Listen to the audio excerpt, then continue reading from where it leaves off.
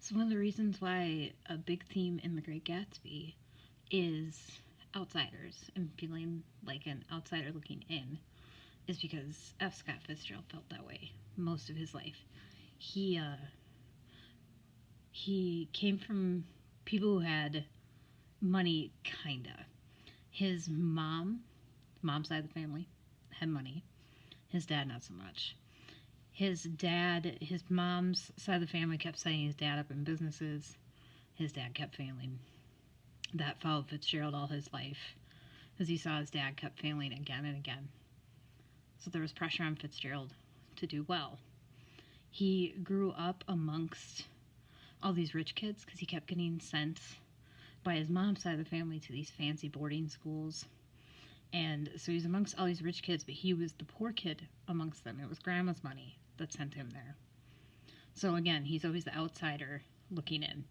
You're going to see a lot of that in the book with Nick. Nick is the character who's probably the most like Fitzgerald. Yeah, a little bit of Gatsby too when you get along in the book. So Fitzgerald grew up in St. Paul. So he's a Minnesota boy. He, like I said, he went to these boarding schools and then he goes to Princeton. He finds out he really likes theater and he's popular and he does well writing, but he's not a great student. Maybe some of you can relate. He flunks out. But the Great War's going on, so he joins up with that, right?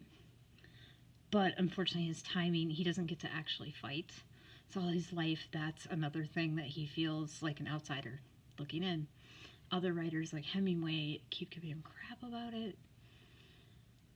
One of the good things for him, or not so good, depending on how you're looking at it, is he did join up, and so his training was down south. They sent him down south to train up. He never got sent to the war, but he was training up, and that's where he met the love of his life. She was a Southern belle, a rich girl, a lot like Daisy in the book, and that's Zelda, and they had a very tumultuous relationship.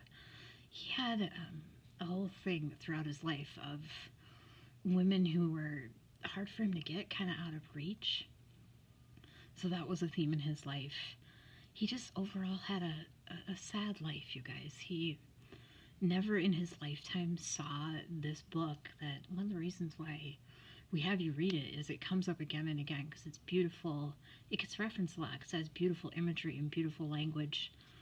But he never saw it successful in his lifetime. He died virtually broke. The book became popular after high schools started noticing it and assigning it to students. It didn't get literary acclaim until after he had died. So again, the theme I would say you should know about him and his life is outsider looking in. A lot like Nick. You're going to see that throughout the book, that Nick had very similar life experiences to F. Scott Fitzgerald, which I encourage you to look him up. He had an interesting life because he felt like an outsider. He had this whole low self-esteem thing, so he would try to, fit in by making some bad choices, and those are entertaining to research if you want to look them up. It was the Roaring 20s after all, and he definitely did roar. So there you go. That's your background on F. Scott Fitzgerald, someone I'm fairly obsessed with. I really enjoy his writing.